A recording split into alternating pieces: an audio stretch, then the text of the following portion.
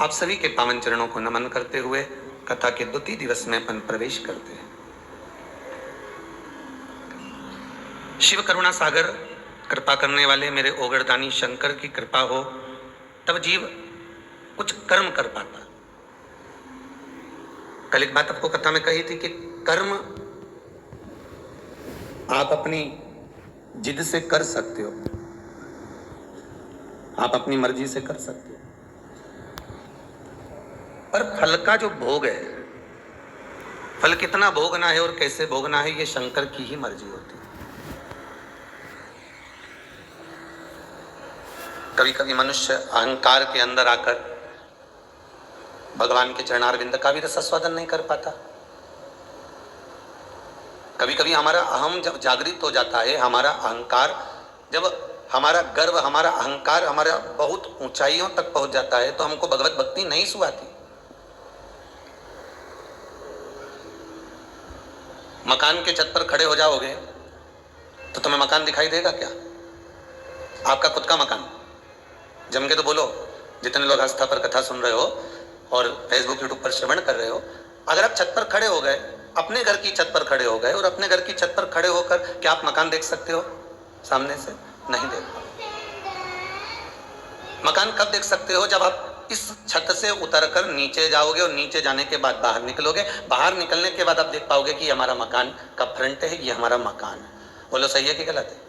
अब ऊपर छत पर खड़े हो और नीचे क्या हो रहा है, मकान कैसा है, मकान में अंदर कमरे कितने हैं, क्या हो रहा है, आप देख नहीं सकते। उसी तरह अहंकार की सीढ़ियों पे से चढ़कर जब हम अहंकार की छत पर चढ़कर खड़े हो जाते हैं, अभिमान की छत पर जब हम पहुंच जाते हैं तो हम अपने भीतर झांक नहीं पाते कि अंदर हमारे क्या हो रहा है, कि हमें अभिमान कितना ऊंचा ले गया कि हम अंदर झांक ही नहीं पा रहे। श्री शिवाय नमः। हम अपने भीतर तो उतर ही नहीं पा रहे। और जिस दिन हम अपने भीतर उतर गए, जिस दिन हमने अपने भीतर झांक लिया, हमने अपने भीतर उतर कर कुछ चीज को पकड़ लिया और ध्यान कर लिया कि ये चीज हमको तकलीफ दे रही है और ये हमें परमात्मा तक नहीं लेकर जाने वाली, ये हमें शिव तक नहीं ले जाएगी, हमें शिव तत्व से वंचित रख देगी, तब चित्त आनंद बढ़ाकर फिर वो हम परमात्मा की प्राप्ति कर सकते।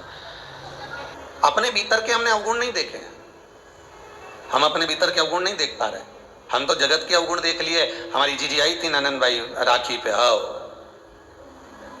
10-10 रुपए का रुमाल लिए और आ गई। और मैंने तो इनसे कहा था, काय को 500 रुपए दिया है, 50-50 रुपए दे देते बस। और क्या, उनका छोरा छोरी के भी 100-100 दे दिया, उनके भी 500-500 दे दिया, उनके 1000 दे दिया, उनके ऐसा कर दिया। अब राखी एक बार आई है और ये अगली राखी तक प्रपंच चलने वाला है। वह रुमाल का, वह नरियल का, वह गोला का, वो कपड़ा का, वो मिठाई का। और मिठाई भी लाई तो ऐसी लाई, बता कहाँ की दुकान की लेके आ गई थी, पता ही नहीं। उसमें घासलेट का तेल की तो बदबू ही थी। हे भगवान, अब वो तो आई तो रुमाल भी लाई, नारियल का गोला भी लाई ने, श्रीफल भी लाई ने, नारियल के साथ में राखी भी लाई और मिठाई भी लाई। अब तुमने क्या करा?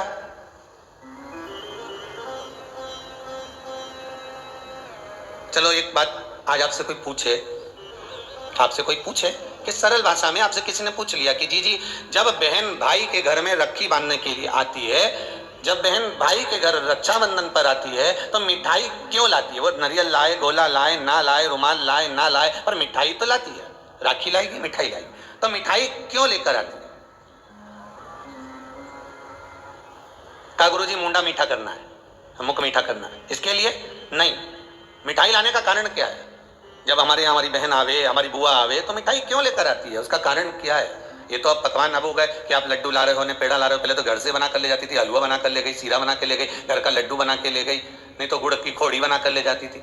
कुछ ना कुछ लेकर चली। तो अर्थात शास्त्र कहता है कि आखिर मीठा क्यों लेकर आई, उसका कारण क्या, मिठाई क्यों लेकर आई है बहन मिठाई जो लाई है वो भाई को खिलाने के लिए लाई है, पर मिठाई लेकर जो अंदर प्रवेश करी है उसका कारण केवल मुख मीठा कराना नहीं है। उसका कारण केवल एक है कि जैसे जीजी मिठाई लेकर आपके घर में पहुंची है, वो भाभी को, वो भैया को, वो अपने घर के एक एक बंधु को, एक एक भतीजे को ये दर्शाना चाहती है कि जब तक बहन तुम्हारे यहाँ रहे तुम्हारे मुख मीठा रहना चाहिए, उसके आने से तुम्हारा मुख भगोने जैसा नहीं होना चाहिए।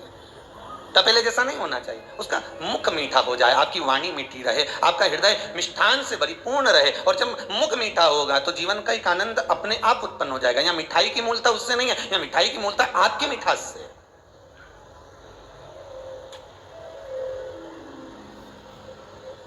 और जब आप मुख मीठा करोगे महाराज, ये एक अलग प्रसंग है कि आपने मुख मीठा किया, एक अलग प्रसंग है कि आपने मिठाई उसको खिलाई है। खिलाने की जगह बस केवल मिठाई का दर्शन ही हो जाए ना, तो उसमें समझ जाना कि मिष्ठान रखना है हमको। जब तक ननंद रहे, जब तक भांजा भांजी रहे, जब तक परिवार के लोग बुआ भतीजा जो भी रहे, जब तक रहे तब तक 4-5 दिन हमारे को अपना मुख मीठा रखना।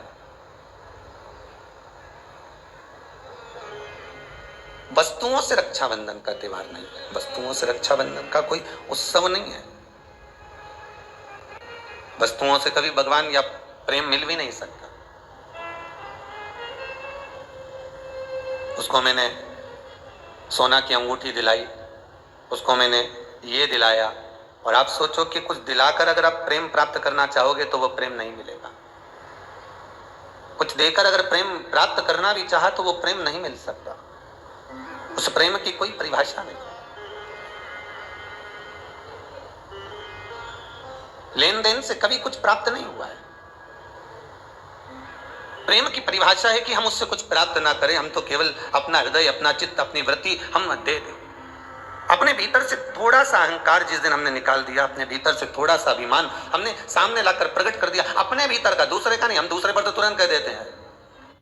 प्रतिदिन 4-5 गलती रोज निकालो अपनी, प्रतिदिन निकालना अपनी गलती। 5 गलती तो कम से कम रोज की निकालो कि आज मैंने कौन कौन सी गलती करी। आज मैंने उसको अपशब्द कहा, आज मैंने अपने भीतर, कल कथा में था कि उपवास अगर करना है, व्रत अगर करना है तो केवल शरीर से नहीं करना, अपने मन से भी हमको व्रत करना है कि मैं कुछ गलतियां ना छाट पाऊं, किसी के भीतर कोई ऐसी चीज ना देखूं कि मेरे व्रत खंडित हो जाए। हमारे मन, ये चित्त, ये वृत्ति अगर गलत देखेगी तो उपास नहीं हो सकता। फिर व्रत का कोई प्रमाण नहीं है हमारे। कितना सुंदर कहा है माताओं के लिए भी और पुरुष वर्ग के लिए भी कि जब जब आप किसी व्रत को करते हो, एकादशी का व्रत करो, चाहे प्रदोष का व्रत करो, चाहे पूर्णिमा का व्रत करो, चाहे चतुर्थी का व्रत करो, चाहे तीज का व्रत करो, चाहे हरताली का व्रत करो, छोटी तीज, बड़ी तीज, सतुआ तीज, तुम्हारी मर्जी पड़े, छठ का, आदि जितने भी व्रत बताए, उस व्रत में एक चीज आप किताब में जरूर पढ़ना। आपके पास तो व्रत की किताबें होंगी, उन किताबों में पढ़ना। उसमें लिखा है कि एकादशी का व्रत करो तो रात्रि को जागरण करो। बोलो लिखा कि नहीं लिखा? भगवान का भजन करो। प्रदोष का व्रत करो तो प्रदोष के दिन जागरण करो। पूर्णिमा का व्रत करो तो पूर्णिमा के दिन जागरण करो। हरताली का व्रत करो तो हरताली का जागरण करो। तीज का व्रत करो तो तीज का जागरण करो। क्यों लिखा कि जागरण करो? क्यों लिखा कि भगवत भजन करना है? जिस दिन तुम्हारा व्रत रहे उस दिन तुम्हें भगवत भजन करना, उस दिन रात्रि का जागरण करना। उसमें यह नहीं लिखा कि रात भर आपको भजन, उसमें तो लिख दिया जागरण करना। जागरण का मतलब क्या होता है कि भगवान की भक्ति में डूब जाना, संसार की वस्तुओं में नहीं, आसक्तियों में नहीं, तृष्णा में नहीं, लोभ में नहीं, हमें परमात्मा के चरणों में डूब जाना है। रात्रि भर हमें उसका स्मरण करके सोना है। भले आप आधा घंटा सोएं, ये भी नहीं कहते कि पूरी रात तुम बैठ के मंजीरा बजाओ, सीताराम सीताराम करते, और तुम्हारे बस का है भी नहीं जी हो, फालतू की बात हम कह भी नहीं, और तुम सोचो कि कर लो तो तुम करो भी नहीं हो, कहीं का बोल देते हो। हाँ ये जरूर है कि कहीं का महाराज बोल दे कि बस रात भर मंजीरा बजा के सीताराम कहेगी तो अंडा जरूर निकलेगा, तो तुम जरूर कर लो, फिर कर सकते हो। पर वैसे कहीं का कह दे तुमसे कि फिर ये क्रम हो, बहुत मुश्किल। तो इतना कहते हैं कि पूजन करना, एकादशी करना, प्रदोष करना, पूर्णिमा करना, या सोमवार करना, या मंगलवार करना, या बुधवार करना, या गुरुवार, शुक्रवार, शनिवार, जिस व्रत को स्त्री और पुरुष कर रहे हैं उस व्रत के दिन रात्रि के समय सोने से पहले कम से कम आधा घंटा तो भगवान का नाम ले लो। कितना घंटा? अरे बोलो तो जम के आधा घंटा, बहुत। और वो भी किस लिए? क्योंकि पुराण में लिखा है। आप जिस कथा को पढ़ते हो ना, 16 सोमवार की पढ़ लो, चाहे आप प्रदोष की पढ़ लो, उसमें लिखा मिलेगा आपको।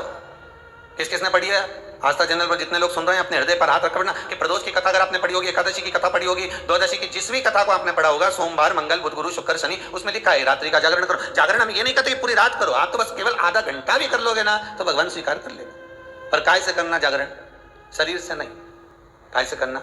निर्मल मन सो मोहि पावा, मोहि छल छिद्र कपट ना भावा। मन से करिए। हम भगवान को दुनिया की सारी वस्तु देते हैं पर भगवान को हम मन नहीं दे पाते। मंदिर में खड़े होकर भी हमको बेटा बेटी से बात करे, पत्नी पति को फोन लगाए, पति पत्नी को फोन लगाए, सास बहू को लगाए, बहू सास को लगाए, भतीजा भतीजी को लगाए, बहन भाई को लगाए, तो भी मंदिर में पूजन कर रही है और फोन आ गया तो भी कह देगी मुझे तेरी बड़ी याद आ रही हो। अब भगवान के चरणों में बैठी भगवान की पूजन कर रही, भगवान की अर्चना कर रही, भगवान से निवेदन कर रही और फोन लगाकर दूसरे से करे कि मुझे तेरी याद आ रही, तो भगवान को कितना बुरा लगेगा, कितना बुरा लगेगा कि बेटी मेरे पास में है। अरे पति पत्नी दोनों साथ में बैठे हुए हैं और दोनों आज विचार कर बैठे हैं कि अपन दोनों बात करेंगे और इतने में पत्नी ले और व्हाट्सएप खोल के बैठ जाए, मोबाइल लेके बैठ जाए, या पति मोबाइल लेकर बैठ जाए, तो पत्नी को बुरा लगेगा कि नहीं लगेगा? अरे ईमानदारी से तो बोलो, लगेगा ना। और अगर पत्नी व्हाट्सएप चला रही है, पत्नी अगर मोबाइल चला रही है तो पति को बुरा लगेगा। उसी तरह तुम परमात्मा के पास जाकर अगर बैठे हो, मेरे शंकर के पास जाकर बैठे हो, मेरे ओघड़दानी शिव के पास में जाकर बैठे हो, तो जितनी देर तुम शंकर के पास में बैठे हो उतनी देर तुम्हारा मोबाइल से मतलब है तुम्हारा मन कहीं और नहीं जाना चाहिए, उतनी देर तुम्हारा चित्त, तुम्हारी वृत्ति, तुम्हारा मन परमात्मा में लगा होना चाहिए। फिर देखो भगवान तुम्हारे व्रत का फल देता है कि नहीं देता, फिर देखो भगवान तुम्हें फल प्रदान करता है कि नहीं करता। फिर आप ये नहीं कहोगे कि मैंने इतने व्रत करे भगवान ने नहीं सुने, फिर भगवान सुनेगा। भगवान कहते हैं कि व्रत तो करती है पर मन नहीं लगाती है, भोग तो लगाती है पर भाव से नहीं जिमाती। अवरे आते रहा करो दर्शन के नैन बावरे दर्शन दिया करो। कहते हैं प्रेम से प्रभु छिलके भी खा गए, कहते हैं प्रेम से प्रभु छिलके भी खा गए। शबरी के झूठे बेर भी खाते रहा करो, दर्शन के नैन बावरे दर्शन दिया करो।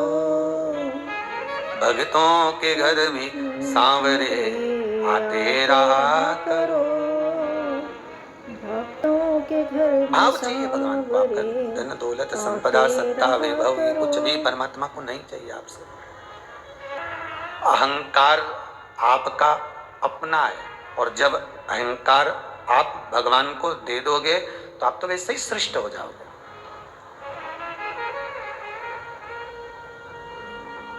तने बड़ी सुंदर बात की, एक बहुत सुंदर वैश्या, बहुत सुंदर, अति रमणीय, बड़ी सुंदर,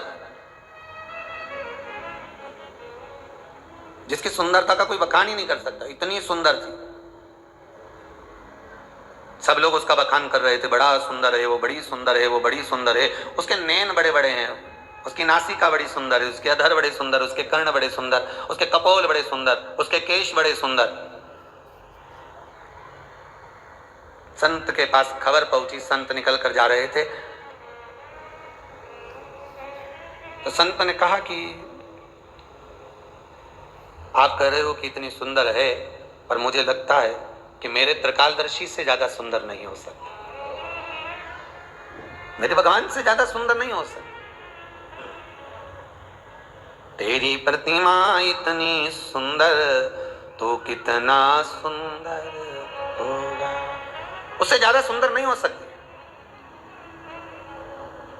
संत ने कहा चलो हम भी चलकर देख लेते हैं, पर हम उसके घर के अंदर प्रवेश नहीं करेंगे, बुलाओ उसको बाहर। वैश्या को बाहर बुलाया गया। जैसे ही बाहर बुलाया, संत ने कहा तुम इसकी बात कर रहे हो, इसकी बात कर रहे हो कि ये इतनी सुंदर है? संत ने कहा व्यक्ति कितना भी सुंदर हो, चाहे उसके चेहरे पे हीरे लटक रहे हो। संत बोला पर इसकी जो परछाई है वो तो काली ही है। संत बोले इसकी परछाई गोरी है क्या? आप लोगों में से जितने भी हैं जो रोज दर्पण देखते हैं, चौटी भी करते हैं, बढ़िया सुंदर श्रृंगार भी करते हैं, 50 बार विचार भी करते हैं कि मैं कितनी सुंदर, क्या जोरदार लग रही, ने लहंगा ने चोली ने चुंदड़ी सब पहनी, बड़ी सुंदर दिखे। पर अभिमान किस चीज का करें? अगर सुंदरता का अभिमान है तो एक बार चलते हुए रास्ते में अपनी परछाई जरूर देख लेना कि आप कितने भी सुंदर हो पर परछाई काली है। उसी तरह संसार की जितनी वस्तुएं हमको प्राप्त हो रही है, संसार की जितनी वस्तुएं हमको मिल रही है, संसार के जितने लोग हमको मिल रहे हैं, ये सुंदर बड़े होंगे। फ्रिज भी सुंदर है, वॉशिंग मशीन भी सुंदर है, एसी का रूम भी सुंदर है, डनलप का गद्दा भी सुंदर है, ये सोने की रकम भी सुंदर है, ये हाथ में पहनने वाले आभूषण भी सुंदर हैं, गले में धारण करने वाले सारे आभूषण भी सुंदर हैं, सब कुछ सुंदर है।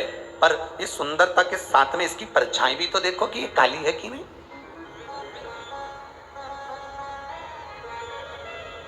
इस सुंदरता में दुख भी है, इसमें कालोच भी है, इसमें परछाई भी है। तो कहा परछाई किसकी नहीं दिखती? एक समय, एक पल, एक घड़ी, एक क्षण प्रतिदिन हर मनुष्य को प्राप्त होता है जिस समय पर मनुष्य की परछाई नहीं दिखती है। पर आपको अपनी परछाई नहीं दिखी, वो कितनी बजे? दोपहर ठीक 12 बज रहे हैं। कितने? जम के बोलिए जरा। आपकी घड़ी के आगे पीछे हो सकता है, अगर घड़ी आगे पीछे होगी तो भले परछाई दिख जाएगी, पर ठीक अभिजीत मुहूर्त में ठीक दोपहर के 12 बज रहे हो और सूर्य तुम्हारे मस्तक पर होगा, उस समय पर परछाई दिखेगी क्या?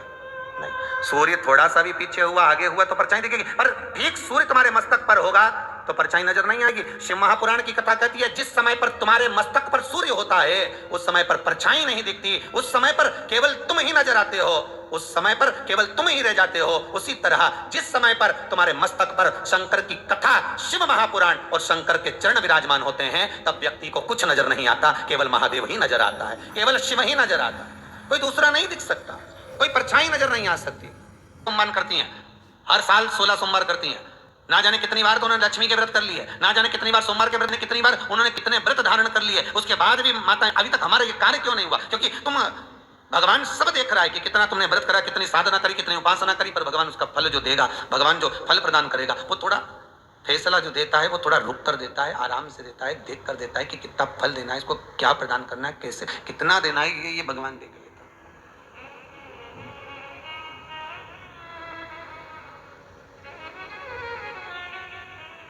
वो जो दे रहा है बस चार कर प्रदान करने में वो देरी नहीं होता। तो ईमानदारी से बोलो, जो आंख से अंधा होता वो भगवान को कैसे प्राप्त करता? बोलो सही है कि गलत है? जो कान से सुनाई नहीं देता तो उसको भगवान मिलता क्या कभी? क्योंकि ये तो कथा ही नहीं सुने, बेड़ा है, तो इसको भगवान कहां से मिलेगा? और जिसके हाथ नहीं होंगे उसको भगवान मिलता, तो कहते इसने तो सेवा नहीं करा, इसने तो पुण्य, भगवान कैसे मिलेगा? जो पांव से विकलांग होता उसको भगवान मिलता क्या? अगर शरीर से भगवान मिलता होता तो भगवान कभी प्राप्त नहीं होता। भगवान हाथ देखे ना, तुम्हारा ये मुंडा देखे, भगवान कहीं नहीं देखे, भगवान तो एक चीज देखे कि इसका मन कितना क्लीन है। भगवान तो मन देखे, वही तो नहीं दे सकता है। कई कई जगह पर बहन भाई को राखी बांधने जाए नहीं, तो भी बहन तो बहुत दिल लेकर चली जाए कि यार चलो सीवर वाला महाराज से कम अपन चली भी जाए, पर भाई और भाभी का मन नहीं हो तो बोलना राखी बांधने में अच्छा लगे क्या? नहीं लगे। फिर बहन भी सोचे हमको राखी बांध देती है, कई से भाभी का मुंह चढ़ गया और नीचे हो गया, मैं क्या करूं? नहीं आई, मन नहीं। आपसे निवेदन है, हर बार निवेदन है और बारंबार करते रहेंगे निवेदन एक ही चीज का कि मन दीजिए, मन दीजिए। भगवान को अगर कुछ देना है तो मन दो, चित्त वृत्ति भगवान को दे दो, भगवान प्रसन्न हो जाएगा, भगवान को तुमसे हो जाएगा। विचार कर लेना कि हम अपने भीतर से अहंकार नहीं, और अहंकार त्याग कर मैं व्रत करूंगी। अब उठाओ व्रत की किताब, जितनी भी किताब आपके पास में अपनी अलमारी में रखी हो व्रत की, अभी थोड़े दिन बाद तीज का व्रत आने वाला होगा, हरतालिका तीज, बड़ी तीज, छोटी तीज, चतुर्थी, छठ सब आएगी, सब घर में। ऐसा नहीं है कि तुम्हारे घर में किताब नहीं हो, बड़ी चतुर की बात, क्योंकि तुम लोग जब व्रत करती हो तो सबके घर में किताब रखी है, सत्यनारायण भगवान की भी रखी है, सबके घर में पोथी रखी है। तीज माता की किताब निकाल लेना, छठ माता की निकाल लेना, हर छठ की निकाल लेना, आप प्रदोष की निकाल, उसमें लिखा है प्रातः काल में सबसे पहले स्नान करिए, लिखा कि नहीं लिखा? उसके बाद में फिर ये काम करिए, तो उसमें लिखा है स्नान करो। क्या लिखा है? स्नान करो, उसमें कि नहाओ, उसमें नहाने का स्नान करिए। नहाने और स्नान में अंतर है। नहाने के लिए लोग बाथरूम में जाते हैं, नहाने के लिए लोग गंगा, यमुना, सरस्वती, सरयू आदि अन्य नदियों में जाते हैं, खूब साबुन शैम्पू भी लग, जोरदार वास भी लगाया खूब। तो इसमें किताब में जो लिखा, तुम्हारे घर में भी जो किताब उसमें पढ़ना शुरू करिए सबसे पहले। तो स्नान और नहाने में अंतर, मतलब एक ही बात में सर नहा लिए, नहाने से केवल शरीर साफ होगा, और स्नान का मतलब होता है कि किसी सदगुरु के पास बैठान के सामने बैठकर एक कुसा का लगाकर उस पर बैठ भजन कर लेना, मतलब स्नान हो गया। यहाँ शरीर साफ नहीं करना, यहाँ मन साफ करना, आत्मा को निर्मल करना। फिर कहा, फिर भगवान का उपासना करो, कुसा का आस बैठो। कुसा जानते हो सब? जितने लोग आस्था चैनल पर कथा सुन रहे, कुसा जानते कि नहीं जानते? डाब, कुसा, कुसा। ब्राह्मण कुसा कब तोड़ता है? ये कुसा कब तोड़ी जाती है? केवल अमावस्या को, केवल अमावस्या। अंदर तोड़े तो 1 महीना केवल महाराज, और भद्र अमावस्या को जो तोड़ेगा तो तब चलेगा। और कुशा तोड़ने का भी नियम है, कुशा लाने का, और उस कुशा का आसन पर बैठकर स्मरण करने का। कुशा का आसन पर बैठने का भी नियम है। ये जो बाजार में जो कुशा के आसन मिलते हैं, आप अगर बोले कि हमको बिल्कुल कुशा का आसन चाहिए, इसलिए कुशा का आसन चाहिए, तो आपको जिनके चेहरे पर आंखों कन हो जाता है, कुशा का आसन वहां भी काम आता है कि आप थोड़ी देर, आधा घंटा, 20 मिनट, 25 मिनट जब भगवान की सेवा कर रहे हो, कुशा के आसन पर बैठ जाइए। आपको किसी क्रीम की जरूरत नहीं पड़ेगी, किसी आपको पाउडर की जरूरत नहीं पड़ेगी। आप कुशा के आसन पर बैठकर भगवान का भजन करो। जितनी देर बैठ सकते हो उतनी देर कुशा के आसन पर बैठो। 4 दिन 4 दिन कर देखना, आंखों के नीचे से कालापन समाप्त हो जाएगा। कुशा के आसन में वो तेज बल होता है कि नेत्र की ज्योति भी बढ़ा देता है। कुशा के आसन है कि पर जो चश्मा चढ़ा होता है वो तक समाप्त हो जाता है। आसन हटा हटा कर आज के ये सब मार्केट उधर आसन आए, टंगा रे, कपड़े का आसन मिल रहा है, ऊन का आसन मिल रहा है, इसका आसन मिल रहा है, तो लोग मना नहीं है, पर आसन पर भी तुम कुशा का आसन लगाओ। पर कुशा के आसन पर बैठकर जो तुम अनुष्ठान करोगे, कुशा के आसन पर बैठकर जो तुम भगवान चर्चा करोगे, उसका एक बल बढ़ता है। कुशा क्या है? जब माता जानकी जी प्रथा रही थी, भूमि में जा रही थी, राम जी ने रोको जानकी, रुको सीते, सीते सीते करते करते राम जी भागे, सीता को पकड़ने वाले थे। सीता पृथ्वी में जाने लगी, तो उनके जानकी जी के थोड़े से हाथ में आ गए। बस वही ही कुशा। भाई कैसे?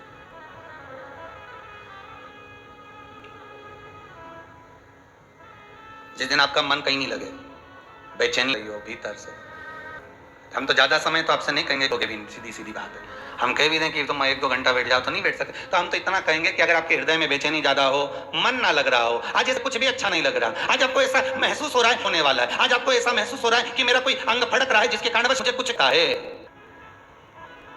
आज मुझे स्वप्न अच्छे नहीं आए हैं, आज मेरी विचारधारणा ठीक नहीं लग रही है, आज मुझे कोई घात का है, कोई ग्रह बेकार चल रहा है, इसलिए आज मेरा मन नहीं लग रहा, आज मुझे इस मार्ग से जाऊंगा और मेरे साथ में घात होगी। तो निवेदन है, कम से कम 10 मिनट से ले भीतर आप कुशा के आसन पर आराम से बैठिए और बैठकर भगवान का स्मरण करिए, नारायण का, शंकर का, राम का, कृष्ण का, जिसकी मर्जी पड़ जाए उसका स्मरण। तुम्हारे गुरु कर लो, तुम्हारे गुरु का स्मरण कर लो 15 मिनट। उसके बाद आपकी चल मची हुई थी वो एकदम 15 मिनट से ज्यादा मैं करना ही नहीं, तुम तो 15 मिनट करके देखो, और करके जरूर देखना कहीं सियोर वाला हमारा झूठ तो नहीं बोल रहा, करके देखने में अपना क्या जाए। सब डामाडोल हो रही हो, लग रहा हो कि आज कुछ बुरा होने वाला, कुशा के आसन पर बैठ जाइए। वस्त्र नहीं होना चाहिए, वस्त्र से मतलब जान लीजिएगा, बहुत अच्छे से कहें, कुशा का जो है उस चारों तरफ लाल कलर की लोग पट्टी लगा देते हैं, बहुत ध्यान दीजिएगा।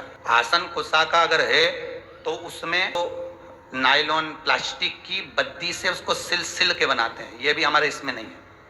हम के आसन की बात करते हैं, और कुशा का आसन अगर बना सकती है कि नारी ही बना सकती है। घर की नारी कैसे बनाएगी? उसको दिलती जाएगी, धागे आसन तैयार कर लेगी, और उसमें कोई प्लास्टिक नहीं होगा, उसमें कोई पॉलीथीन नहीं लगी होगी, उसमें कोई पन्नी नहीं लगी होगी, उसमें धागा और पर आसन कुशा का हो, केवल आपके उसको थोड़ी देर जब तक किन्नौर का भी आप लोगों को तो मालूम होगा, क्योंकि आप लोग मार्केट ज्यादा घूमते रहते हो, तो बड़े बड़े मॉलों में जाते रहते हो, तो आप लोगों को ज्यादा मालूम होगा कि कुशा का जो आसन अगर व्यक्ति जानता है कि आसन पर बैठकर भगवत भजन करेगा।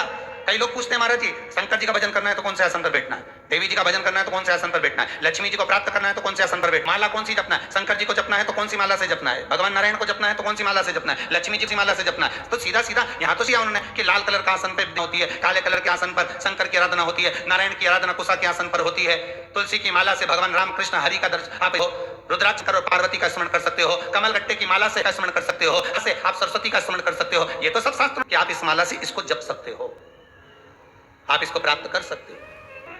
पर कुछ भी नहीं है, कोई काला आसन नहीं, कोई ये आसन नहीं, आसन मात्र कुशा का आसन बिछा लीजिए, बहुत बस प्राप्त कर लेगा। जिस देवता को भाग दोगे, देवी को, देवता को, शंकर को, नारायण को, राम को, कृष्ण को, जिस देवता को आप भाग दे रहे हो उसको प्राप्त हो जाए।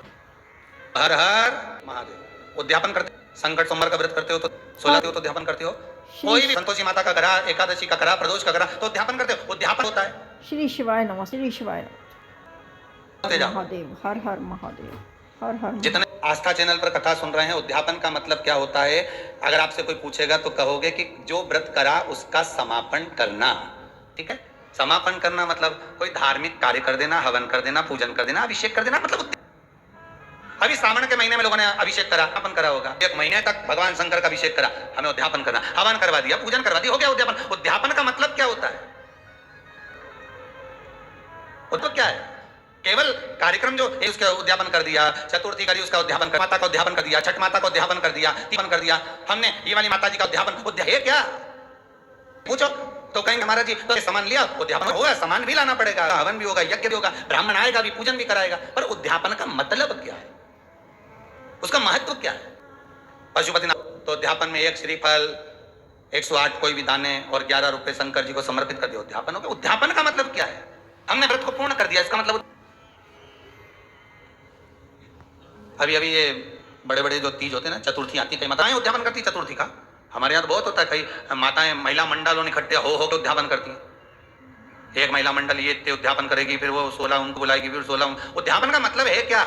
अगर कोई आपसे पूछ ले, आपके बच्चे पूछ सकते हैं, मम्मी उद्यापन का जो अपन ने व्रत करा उसका समापन तो वैसे ही हो जाता है, फिर उद्यापन करने की क्या जरूरत है?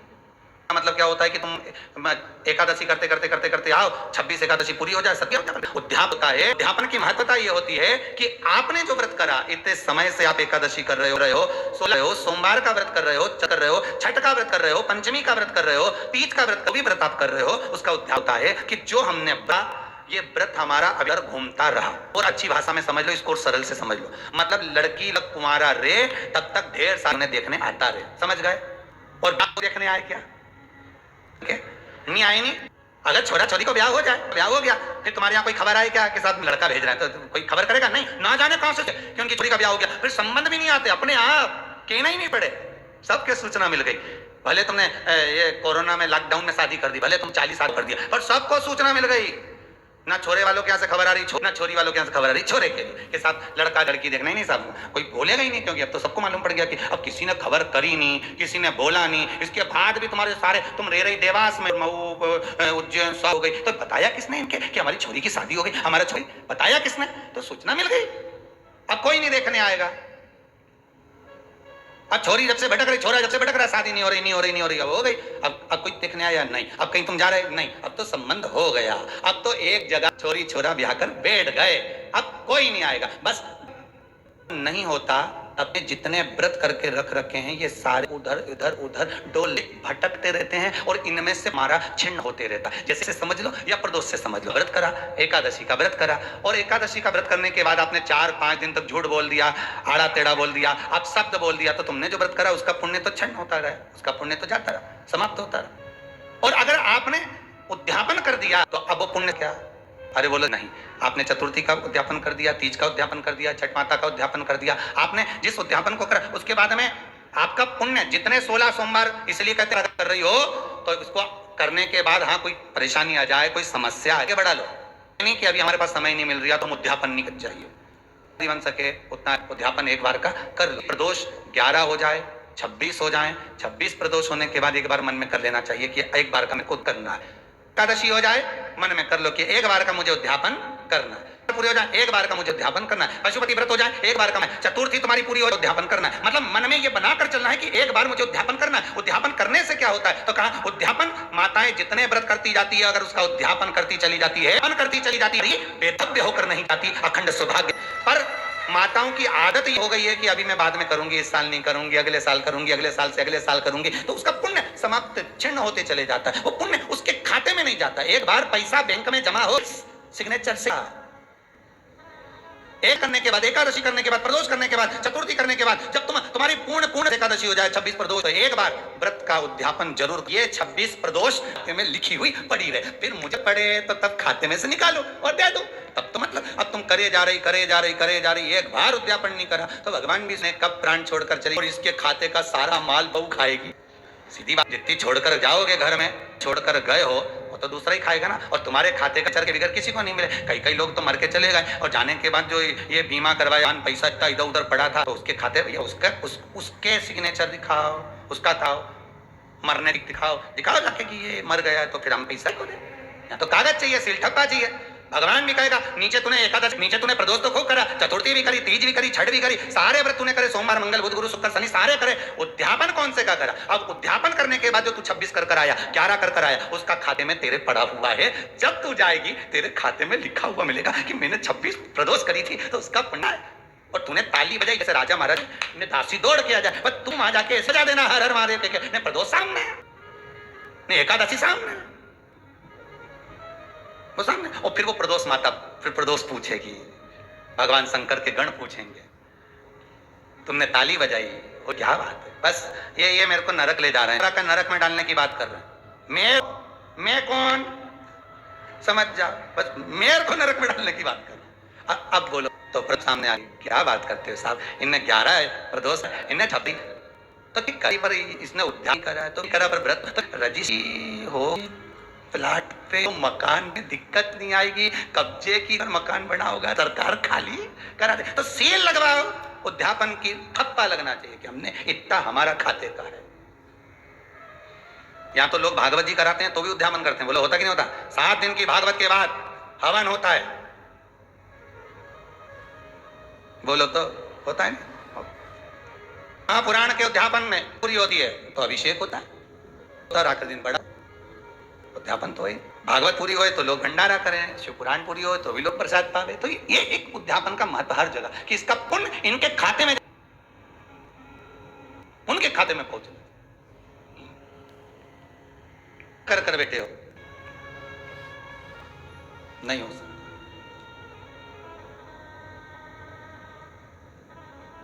पता लगाना चाहिए। इस जमीन और जायदाद की रजिस्ट्री के चक्कर में मत पड़ना बिल्कुल भी। जो जरूरत की रजिस्ट्री है वो तो आज तक नहीं करवा पाए हो। कब से सोमवार का व्रत कर रहे हो रे? जब तो शादी नहीं हुई थी तुम्हारी तब से कर रही हो, अभी तक कर रही हो। हमारे तो जब से नहीं छोड़ा मैंने। जब बात करे ना माताएं इतनी जोरदार बात करी नहीं, ये आंवला का पेड़ के नीचे कभी कभी बैठ कुबेरेश्वर धाम में आके, और जब शाम का समय बैठे नहीं तो जब बात करेंगे सुनना, हम तो कब से व्रत कर रही, मैं तो सोमवार का व्रत ने मैंने तो कब से पकड़ा, मार के तो पकड़ा, पर महादेव ने तुझे नहीं पकड़ा। कब से करी रही का व्रत, शादी नहीं हुई थी जब से, हमारा मामा जी का छोरा करवा के गया था जब से कर रही, और जो कर रही आज नहीं कर तो, पर खाते में गया कि नहीं गया चेक तो करो कि तुमने जो विठलेश सेवा समिति को जो दक्षिणा दान दी है, मंदिर के लिए, गौशाला के लिए, वृद्धाश्रम के लिए, भोजन भंडारे के लिए तुमने अमाउंट डलवाया है, वो सही जगह पहुंचा कि नहीं पहुंचा? पहले पूछो तो फोन लगा के ऑफिस में, क्यों महाराज जी आ गया कि नहीं आया? तब वो चेक करे तो फिर मैसेज करे तुम्हारे पास में, यहाँ पहुंच गया, रसीद आ गई, यहाँ पहुंच गया, तो बात। अब मालूम पड़े तुमने डाल दिया और तुमने सोमवार का व्रत कर लिया और वो खाते में नहीं जुड़ेगा, तो मतलब क्या हुआ उसका थोड़ा तो फल तुम्हारे खाते में जाएगी। जीजियों, कितनी मेहनत से करो रही तुम लोग, ईमानदारी की बात बताओ, कितनी मेहनत कर। ये भाई लोग शनिवार का व्रत कितनी मेहनत से करें, इनसे भूखा नहीं रिवाज तो भी दुकान पे निकाल के मूंगफली का दाना खा जाए पर व्रत तो करे। भले वो किराना की दुकान में सामान निकाल के खा जाए पर व्रत तो करे। मखाना निकाले, कभी बादाम निकाल ले, और लोग ग्राहक भी पूछे आज सेठ जी क्या भूख ज्यादा लग रही? नहीं, आज हमारा व्रत है। काहे का? शनिवार का। अच्छा, इतना में तो ग्राहक भी बोल जाए तुम्हें व्रत की क्या जरूरत है, तुम शनि से कम हो क्या? तो बोल व्रत करो। कहां से लाऊं तारे से जड़े रे, ओ भोले तेरी हमसे ना बनी रे, ओ भोले तेरी सेवा बनी रे। पूजा की थाली लिए खड़े रे, पूजा की थाली खड़े, पूजा की थाली हम लिए खड़े रे, पूजा की थाली हम लिए खड़े, ओ भोले तेरी हमसे ना बने, भोले तेरी सेवा हमसे ना बनी रे, ओ भोले तेरी सेवा हमसे ना बनी रे, भोले तेरी सेवा हमसे ना बनी रे। सबके लिए करा, आपने एकादशी का व्रत करा, प्रदोष का व्रत करा, आपने सोमवार का व्रत करा, सारे व्रत आपने जो करे वो करे, परंतु आपके खाते में कितने लिखे हुए वो देखा जाता है। नहीं कर रहा, प्रयास करिएगा। जो भी आप व्रत 26 व्रत कोई से भी आपके जैसे पूरे अधिक मास के हर महीने व्रत पूर्ण हो जाएं, तो प्रयास करा करो कि हम जो है प्रयास करा करो कि हम व्रत का उद्यापन अवश्य करें। उद्यापन मूल है। व्रत बात को उनको समझना है, व्रत की एक एक चरित्र। प्रदोष की कथा में लिखा है, त्रयो व्रत की कथा में लिखा कि व्रत की कथा में कि सुबह व्रत में उठो स्नान करो, ठीक है। केवल प्रदोष से मतलब नहीं है, एकादशी हो तो उसमें भी वर्णन है, व्रत में उठो स्नान करो, ठीक है। दूसरा तन लगाओ करने के बाद अभी बताया था, जम के बोलो। 5 चीजों के लिए कुशा का आसन सर्वश्रेष्ठ, बीमारियों के लिए 5 रोगों के लिए कुशा का आसन सर्वश्रेष्ठ। पहला, नेत्र के लिए, की बीमारियों के लिए कुशा का आसन श्रेष्ठ है। एक प्रयास और करिएगा, जिस समय पर आंखें आ जाएं, आंखें आना मालूम है ना? आंखें आना का मतलब ये नहीं होता कि 2 की जगह 4 आ जाएंगे। नहीं तो तुम कह दो कि गुरुजी बोले हैं कि आंखें आ जाए तो और अलग से एक्स्ट्रा आएगी हो। नहीं तो दुनिया के लोग बड़े समझदार ज्यादा है ना, तो उनको जरा एक एक चीज समझ लेना चाहिए बिल्कुल हो। नहीं तो तुम वही फिर बात आ जाएगी, फिर वही बात आ जाएगी। आंखें आने का मतलब ये नहीं होता कि रखा जाए। आंखें आने का मतलब होता है कि रोग हो जाता है जिसमें उसको कीचड़ आने लगता है, नेत्रों में जाले बनने लगते हैं, उसको कहते हैं नेत्र आना। ठीक है, सारी दवाई आप डॉक्टर को दिखा लो, सब कुछ कर लो, एक प्रयास करना नेत्र के लिए कि आसन हो, उस बैठकर अपने दोनों आसन पर रखा जाए और आप आराम से बैठ जाएं, जहां तक हो कि कुशा के आसन पर कपाल स्पर्श होने की जगह पर अपने शरीर का भाग स्पर्श कर आप भगवान की भक्ति को आधा घंटा प्रतिदिन करिए। तुम बस 2 दिन भी कर लिया, 2.5 दिन भी कर लिया, 3 दिन भी, नेत्रों से जो नेत्र भले तुमने दवाई डाली ना, रोग धीरे धीरे 2 दिन के अंदर समाप्ति। 2 दिन की। हृदय के लिए कुशा का आसन महत्व रखता है। जिसको डॉक्टर ने कह दिया कि तुम्हारी नाड़ी ब्लॉक हो चुकी है, बाईपास करवाना पड़ेगा, तुम्हारी नाड़ियां चोक हो गई है, और अगर डॉक्टर कहे कि तुम्हारे पास में 22 दिन है, 1 महीना है, और तुम इसके बाद में आकर अपना बाईपास करवा लेना, बाईपास सर्जरी करवा लेना, या आपकी नाड़ियां जो चोक हो गई है वहां पर हम रिंग डाल देंगे, छल्ला डाल देंगे और वो उसको क्लियर कर देंगे। होता है कि नहीं होता? कहते हैं डॉक्टर, कईयों को कह देते हैं कि नस चोक हो गई, नाड़ी चोक हो गई। उसके लिए जिसको हृदय का रोग हो जाता है, जिसकी नाड़ियां चोक हो जाती हैं, डॉक्टर कहे बाईपास कराना पड़ेगा, और 20 दिन अगर डॉक्टर दे दे तो उसमें से 5 दिन आप कुशा के आसन पर बैठो। 5 दिन तक प्रयास करना कि कुशा के आसन पर जितना प्रयोग कर सको। अगर कहीं बैठे भी हो कुशा के आसन पर, कहीं आप सोफे पर बैठे हो, गादी पर बैठे हो, पलंग पर, जहां बैठे हो वहां उस कुशा को बिछा लो थोड़ी देर के लिए।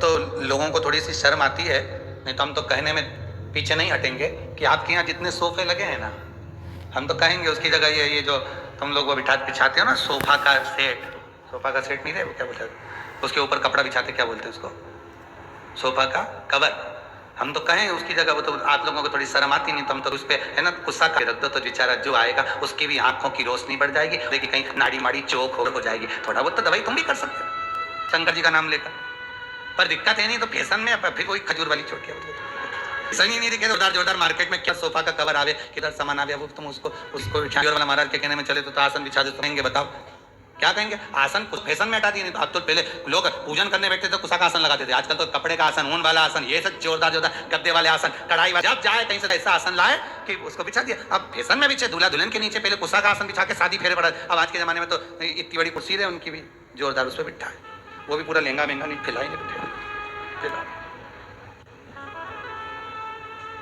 फिर बैठे।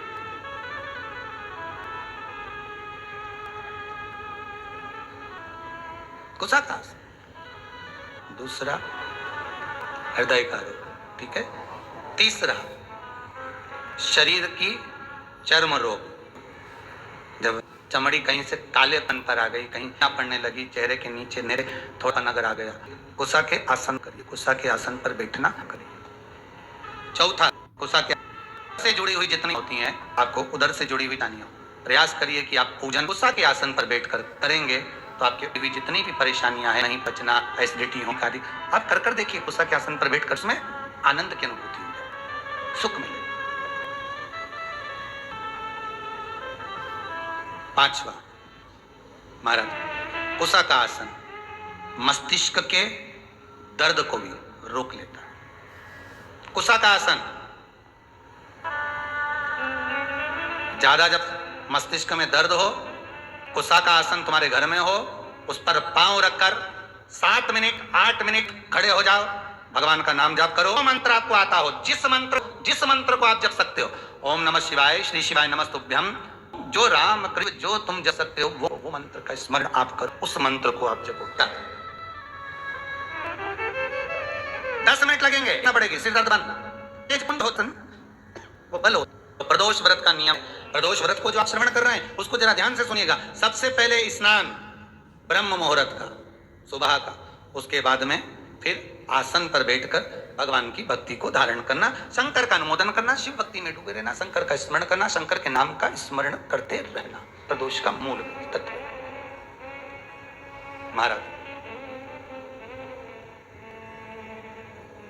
प्रदोष को भोजन नहीं करना चाहिए, ध्यान दीजिए। फलाहार करो, उसमें भी नमक का सेवन मत करो। प्रदोष व्रत में नमक का सेवन वर्जित होता है। कारण क्या कारण होता है? उसका एक कारण माना गया नमक की वर्जितता। जिस समय पर एक नगर में एक ब्राह्मणी रहती थी, बहुत भाव से सुनिएगा, प्रदोष व्रत नमक को त्यागने का भाव। प्रदोष व्रत की किताब में भी मिल जाएगा आपको, आप पढ़ेंगे तो सुना होगा आपने। एक ब्राह्मणी रहती थी एक नगर में, उसका पति नहीं था, छोटा सा बालक एक साथ में रहता, छोटा सा बालक। अब ब्राह्मण के घर की धर्म पत्नी है,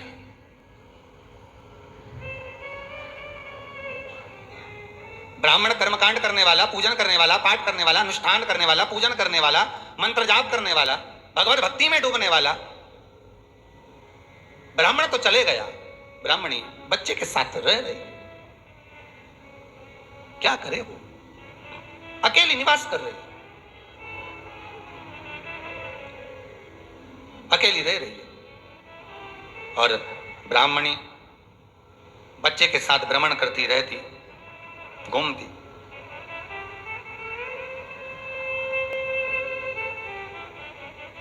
कहीं कहीं दर दर जाकर कुछ भिक्षा को मांग कर लेकर आ जाती, और भिक्षा लाने के बाद में उस भिक्षा को जब लेकर आती तो अपने बच्चे को भी खिलाती और स्वयं भी उसका। दिन ब्राह्मणी भ्रमण के प्रदोष काल के समय पर शिव मंदिर में, प्रदोष काल के समय पर, और शंकर मंदिर में प्रवेश कर। प्रदोष काल किसको कहते हैं? अस्त हो रहा हो, रात्रि प्रवेश हो, दोनों का जब मिलन हो रहा हो, वो प्रदोष काल। दोनों का जब मिलन हो रहा, सूर्यास्त हो रहा हो, रात्रि अपना आने के लिए आगे, और दोनों का जब मिलन हो रहा है वो प्रदोष का समय है।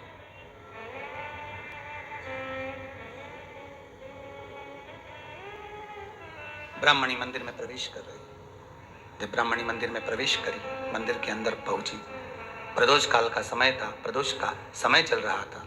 और प्रदोष काल के उस समय में, प्रदोष काल के उस समय में जब ब्राह्मणी ने देखा कि कोई भगवान की भक्ति में लगा हुआ है, भगवान के रस तत्व में डूबा हुआ है। आज ब्राह्मणी के पास में कुछ पदार्थ नहीं है, अपने बच्चे का पेट भरने के लिए कुछ सामग्री नहीं है, और कुछ आस लेके वो प्रवेश करी है, कुछ आस लेकर वो अंदर प्रवेश कर जाती है।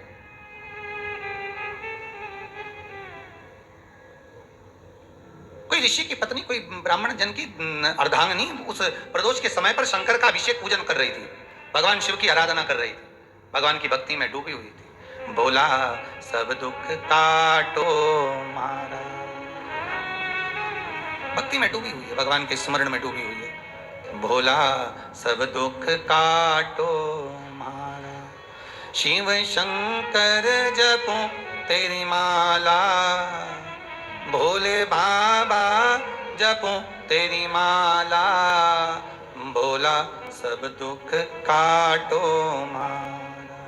ओ भोला, आवाज ऊंची नीची हो रही, सब दुख काटो मारा।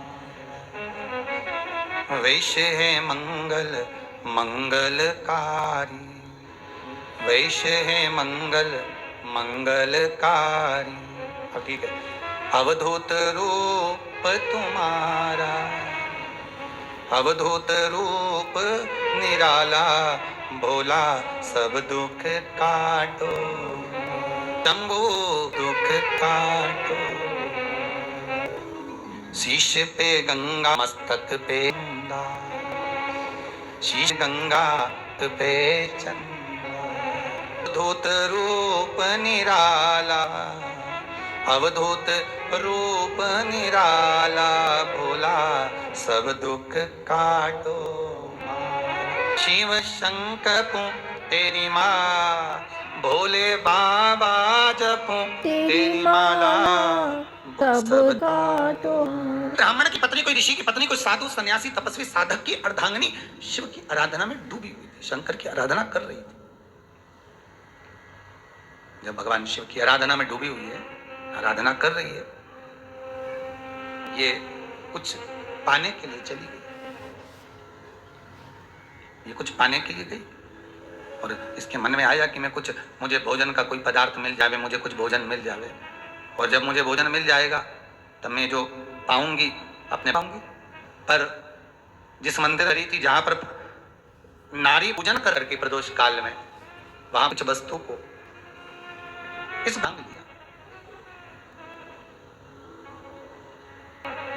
बालक को बहुत भूख लगी है, मेरा बच्चा बड़ा भूखा है, इसके भोजन की मकड़ी दे दीजिए, इसके भोजन के रस तत्व दे दीजिए। उसने ऐसा पदार्थ कुछ जो उसके पास में था, जब तो देने के बाद प्राप्त हुआ, और होने के बाद में जब वो मिल तो उसने उस समय पर वो जैसे ही मुख में लिया, लेते ही कहा इसमें तो नहीं है,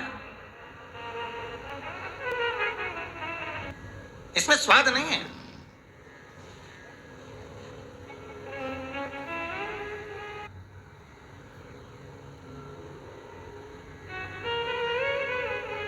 घर का जो बड़ा होता है ना, घर का जो बड़े होता है, घर का बुजुर्ग जो होता है, घर का जो प्रथम स्थल प्राप्त करने वाला, मेन कुर्सी पर अच्छी जगह पर जो बैठने वाला होता है ना,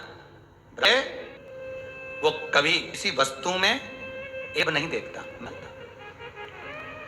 जब समाज के अन्नकूट होते हैं, समाज के जब अन्नकूट, महाराज समाज के जब अन्नकूट होता है, जो में जब कार्तिक महीने में अन्नकूट में है, बहुत सारा प्रसाद, जो बुजुर्ग होते हैं ना, बड़े समझदार, तो अन्नकूट की जब प्रसिद्ध है ना, उसमें नमक नहीं भी होता ना तो नहीं बोलते कि इसमें नमक नहीं है।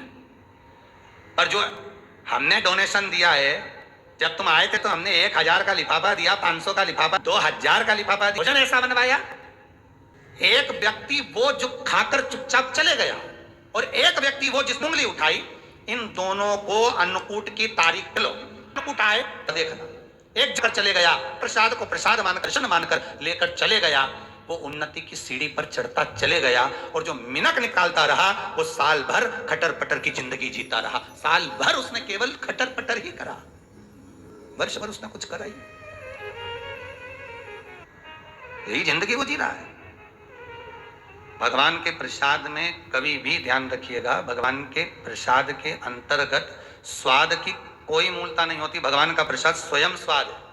भगवान के प्रसाद में नमक नहीं देखना, मिर्ची नहीं देखना, भगवान के प्रसाद में शक्कर नहीं देखना, भगवान के प्रसाद में कुछ ये नहीं देखना कि कितना माल डाला, कितना घी, कितना बादाम, कितना काजू, कितना इलायची डाला। हाँ, यहां तक शास्त्र कहता है कि भगवान का प्रसाद अगर बन रहा है कि सुगंध भी नहीं ली जाती है महाराज, यहां तक शास्त्र कहता है। जब तक भगवान उसको पानी ले तब तक उसका सुगंध भी नहीं ली जाती। और कई कई जगह तो भगवान को प्रसाद, अगर सूखा सामान हाथ में आ गया, इलायची कैसी है, मंदिर के अंदर जाने वाली है भगवान को डालने के लिए, लाओ यार किसकी दुकान से आई इलायची बताओ, इलायची तो 25 बार सूंघा, हाँ अच्छी है, अब सूंघ लिया तो भगवान इसको स्वीकार करेगा क्या? अरे जम के तो बोलो, एक फूल तुमने बगीचे से तोड़ा और सोचा इसमें पहले मैं सूंघ लेती हूँ, इसमें स्वाद है कि नहीं, इस फूल में गंध है कि नहीं, इसमें सुगंध है कि नहीं, और फूल सूंघ लिया, उसके बाद तुम भगवान को देखो, भगवान स्वीकार करेगा? नहीं, भगवान स्वीकार नहीं कर सकते।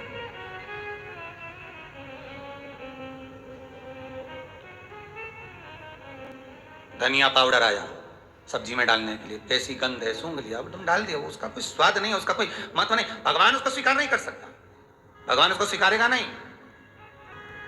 ब्राह्मणी ने जैसे मुख में लिया थूक दिया, ये श्रेष्ठ नहीं है। तो ऋषि की पत्नी अंदर पूजन कर रही थी प्रदोष काल, उसने कह दिया, चेहरा बता रहा है कि धर्मपत्नी,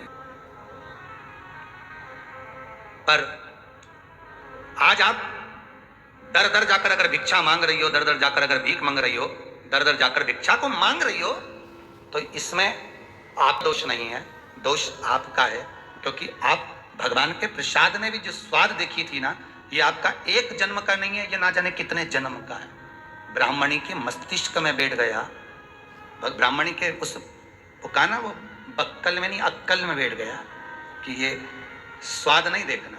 इसलिए प्रदोष व्रत के अंतर्गत ब्राह्मणी ने उस दिन से विचार कर लिया कि जैसे आप पूजन कर रही हो, जैसे आप अर्चना कर रही हो, जैसे आप आराधना कर रही हो, ऐसी आराधना, ऐसी पूजन, ऐसी भक्ति मैं भी करूंगी, ऐसी आराधना मैं भी करूंगी। अब मैं स्वाद नहीं देखूंगी। तो प्रदोष व्रत करने वाले को ध्यान रखना चाहिए कि नमक का सेवन ना करे, नमक को ना खाए, भोजन ना करे, फलाहार करिए, फल का आहार करिए, प्रयास करिए। और यदि आपने व्रत का ले लिया भोजन का कि हम तो एक टाइम फलाहार करेंगे, एक टाइम भोजन करेंगे, ऐसा भी कई लोग प्रदोष ले लेते हैं। बात आपकी है, आप तक रखो, ठीक है, अपने मन तक, ठीक है। बाबा आपकी मनोकामना पूर्ण करे, वो भी भाव रखे। शाम का समय हो, ब्राह्मणी रोज प्रतिदिन शंकर जी के मंदिर में शाम के समय पर जैसे ही प्रदोष आता और शिव जी के मंदिर में चली जाती। अब उसने प्रदोष का व्रत करना प्रारंभ कर दिया, शंकर की उपासना प्रदोष काल में करना प्रारंभ कर दी। समय आया, ये ब्राह्मणी अपने बच्चे को लेकर जा रही थी। मात्र 4 प्रदोष ही निकले थे, केवल 4 प्रदोष निकले थे। ब्राह्मणी लेकर जा रही थी अपने बच्चे को।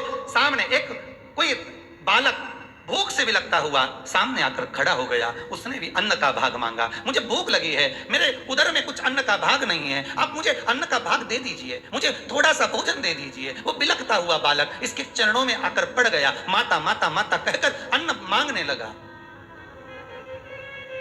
आप मुझे कुछ दे दीजिए।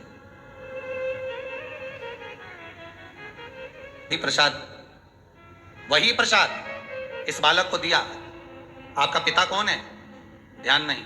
माता कौन है? ध्यान नहीं। घर ले गई ब्राह्मण उस बालक को, पाल पोस कर दोनों बच्चों को बड़ा करा। बच्चा जब बड़ा हुआ, बड़ा होने पर विदर्भ राज के राज्य का युवराज था ये। इसके राज्य पर आक्रमण कर कर इसके माता पिता को मार दिया गया था और उपद्रवियों ने उस पर कब्जा कर लिया था। जब ये बड़ा हुआ, इसको मालूम नहीं कि मैं विदर्भ राज का बेटा हूं, बस ये तो चाह रहा था जाते जाते जाते जाते विदर्भ राज में प्रवेश कर कर इसने जो देखा, अपने कुछ मित्रों को एकत्रित कर कर राज्य पर आक्रमण कर दिया।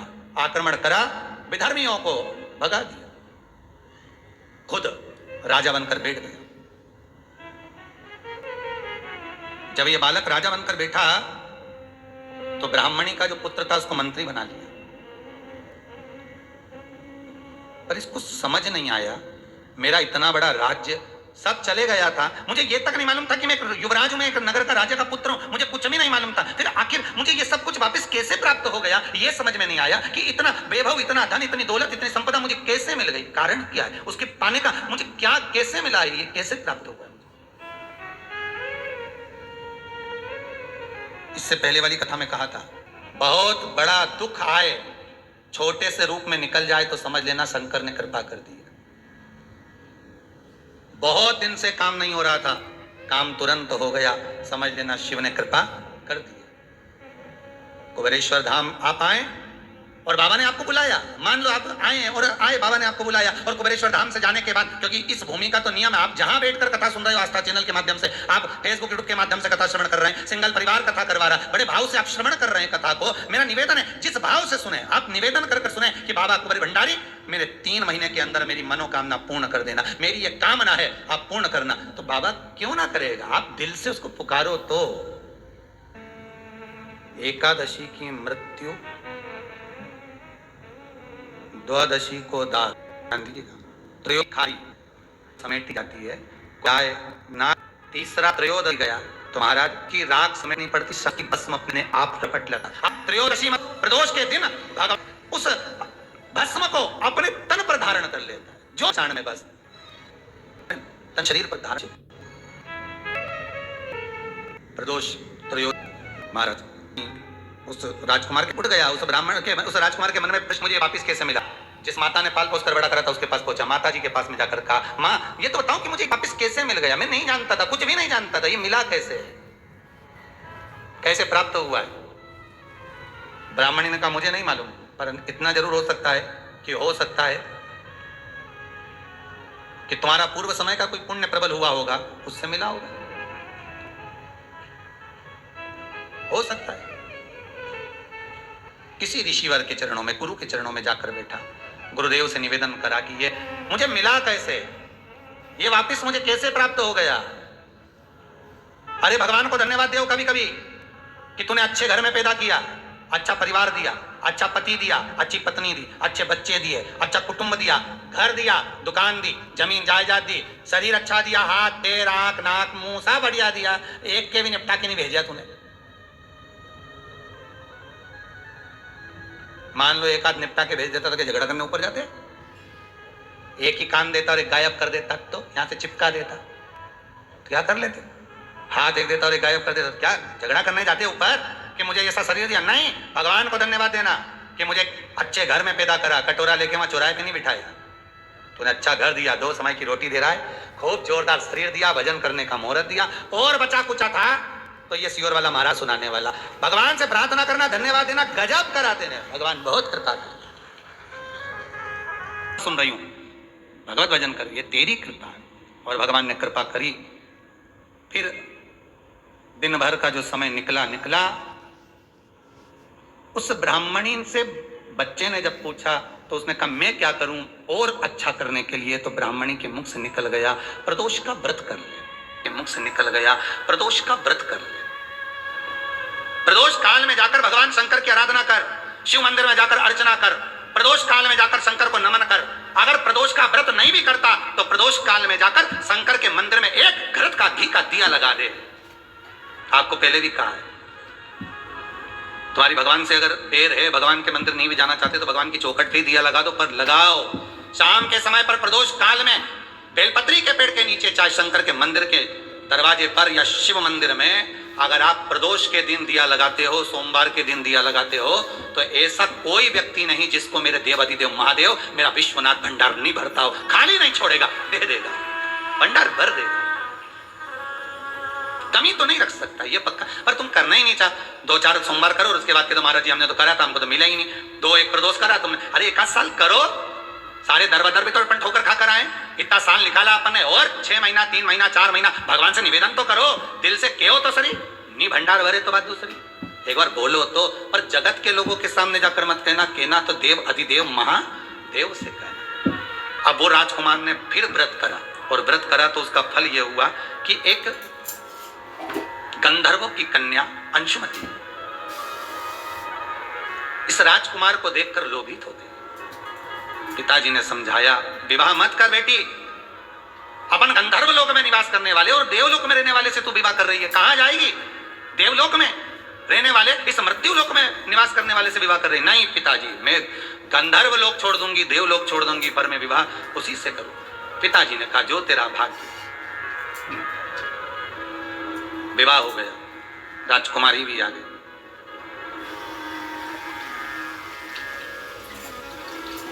इसका चित्त राजा में था, राजा का चित्त देवाधिदेव, जम के बोलो, महादेव में था। बहुत बहुत ध्यान रखिएगा इस कथा को। आज प्रदोष व्रत जो आपको सुनाया जा रहा है, इसको बहुत सावधानी से सुनना। पति से पूछ लेना कि आप मंदिर चल रहे हो, मैं जा रही हूं। वो कहे हाँ चल रहा हूं, या उसने कहा कि थोड़ी देर से चलते हैं, ठीक है, कोई बात नहीं। बहुत मन हो उसका, आपने पूछा, दिल से कह दिया हाँ चल रहा हूं, तो ले जाओ। और अगर तुम सोचो कि हमने सुना है कि जोड़े से दर्शन करते हैं तो ज्यादा फायदा मिलता है, और मालूम पड़े पर जोड़ा के चक्कर में यहाँ सिर फोड़ा हो जाए,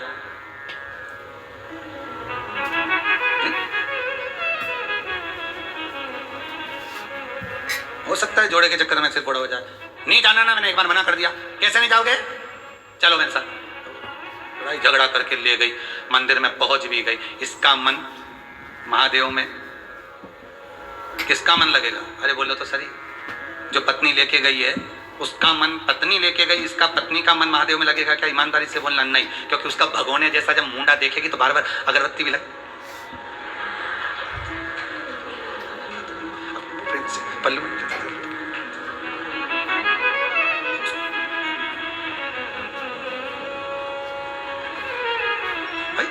इसका मन महादेव में नहीं, अगरबत्ती जरूर लगा रही, दिया जरूर लगा रही, पर इसका मन वो भगोना में, वो उसमें वो भेरू में लगा हुआ है, मन लगे नहीं, वो लगा। और उसका मन किस में लगा है? आ तो गया, उसका मन किस में लगा है? महादेव में। इनके चक्कर में आया, इसका उसमें, उसका इसमें लगा है। कौन से महाराज ने बताया था इसको प्रदोष का व्रत? शंकर जी से पूछ रहा, और शंकर जी बोल रहे सीवर वाला बताया। आकर बोल दे, मान लो ये सबसे पहला टिकट यहीं का कटाएगा। कहाँ जाना है? तो सीवर जाना, कुबेरेश्वर महादेव, वहीं मिलेगा वो।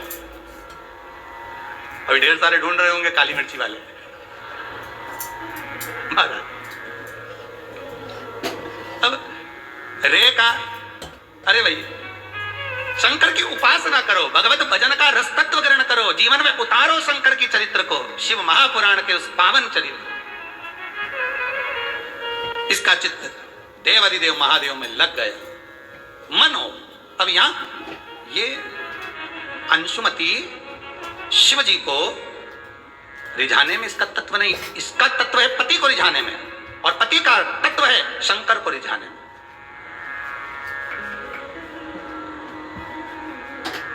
शिव को रिझाने में पति। आज अंशुमति को साथ लेकर शिव मंदिर में पहुंच गए। पत्नी ने पूछा, अंशुमति ने पूछा, स्वामी क्या ये बताओ, शंकर को प्रदोष काल में पूजने के लिए आप आए हो, ये शाम का समय तो भ्रमण का होता है, आप हमें कहीं और भ्रमण करने लेकर जाते तो आनंद की अनुभूति होती, पर प्रदोष काल में आप तो शिव मंदिर में लेकर आ गए हमको। इसका मन इसमें है, इसका मन इसमें है। बहुत ध्यान देना कथा पर। जिसका मन जहां लगा हो उसको वहीं छोड़ दो जी। आपका मन शंकर में लगा है तो शंकर में लगा कर रखो, उनका मन घर में लगा है तो उनको घर में लगा के रखो, ठीक है। आपका मन शिव में नहीं है ना, क्यों? उसका कारण है, हम इसको अगर वहां से निकालेंगे, इसका मन तो उसमें लगा हुआ है, और उधर से निकाल कर अगर हम इधर जोड़ेंगे तो इसको जोड़ तो देंगे, पर ये मन से छूटेगा, मन से भगवान का नहीं हो पाएगा। परमात्मा, गुरु और माता पिता ये एक ही बात करते हैं कि भले तुम 2 क्षण के लिए मिलो, पर दिल से मिलो, हृदय से मिलो, मन से मिलो। 2 क्षण के लिए आओ भले, पर दिल से आइए, मन से आइए। 2 क्षण के लिए आओ, पर मन से, दिल से, हृदय से। अब अंशुमति का मन नहीं लगा। आखिरी में पति ने कहा, आज आपको हमारे साथ में प्रदोष की पूजन के लिए चलना है। कहीं किसी ऋषि के मुख से सुन लिया अंशुमति ने कि प्रदोष का पूजन करने से मनवांछित फल की प्राप्ति होती है, और इसकी मनवांछित फल प्राप्ति क्या थी कि जिसके साथ मेरा विवाह हुआ है, ये पति मुझसे अधिक प्रेम करे और मैं इससे अधिक प्रेम करूं। तो उसने उसको पाने के लिए प्रदोष का जब व्रत किया, साधना करी, उपासना करी, शंकर भगवान स्वतः प्रसन्न हो गए। प्रसन्न होकर उस ब्राह्मण के बालक, उस राजकुमार को देखा, और राजकुमार को देखकर कहा, राजकुमार ये आपको अधिक स्नेह करती है और आप हमें स्नेह करते हो, अर्थात इसकी करी हुई भक्ति का फल हमें आपके द्वारा प्राप्त हो जाता है। इसलिए आप इससे ये ना कहें कि हमारी भक्ति करे। इसके हृदय चित्त में जिस दिन शिव भक्ति प्रदान होगी, फिर कोई भक्ति नहीं रह पाएगी, केवल शंकर की भक्ति ही चलती रहेगी। आज संपूर्ण विश्व में शंकर की भक्ति ऐसी हृदय में बैठ गई है लोगों के कि पहले लोगों को पूजन करना नहीं आती थी, पानी चढ़ाना नहीं आता था, मंदिर का ही पानी चढ़ा देते थे, पंचामृत कैसे चढ़ाएं। कहाँ शंकर भगवान के 13 बच्चे, कहाँ अशोक सुंदरी, कहाँ जया विषहरा शामली वारी, किसको मालूम था कि शंकर भगवान की लड़कियां इतनी हैं, अशोक सुंदरी है, 5 लड़की और हैं। किसको मालूम था कि गंगा जी के यहाँ से कार्तिकेय का जन्म हुआ, प्राकट्य हुआ। ये सब लोगों को धीरे धीरे धीरे धीरे जो शिव महापुराण के माध्यम से मालूम होता गया, पढ़ता गया, पढ़ता गया, पढ़ता गया, उसका फल आज ये हो गया कि लोग मंदिर में जब पूजन करते हैं तो अपनी गलती को छाट कर अलग कर कर श्रेष्ठ पूजन करते हैं, तो भगवान श्रेष्ठ फल प्रदान करता है। या भक्ति का बल बढ़ गया। आगे वर्णन आया, प्रदोष व्रत करने वाले को प्रदोष के दिन प्रयास करना चाहिए कि रात्रि के समय पर आधा घंटा, 10 मिनट, 20 मिनट जागरण करे। जागरण मतलब थोड़ा भगवान का भजन कर ले। भले 4-5 माताएं इकट्ठी नहीं हो तो अपन अकेले ही कर लो। अपन अकेले ही कम है क्या भाई? अपन कम पड़े, आराधना अकेले भी करो, जागरण करो। जब आपकी 11 प्रदोष हो जाए, 26 प्रदोष हो जाए, तब उद्यापन करो। उद्यापन। 2 ब्राह्मणों को जोड़े से बुलाओ, ब्राह्मणों को जोड़े से बुलाकर उनके चरणों की पूजन कर कर, आराधना कर कर, सुंदर मंडप तैयार कर कर भगवान का, उसमें सुंदर रंगोली डालकर, मंडल बनवाकर पूजन करो शंकर भगवान की, प्रदोष का।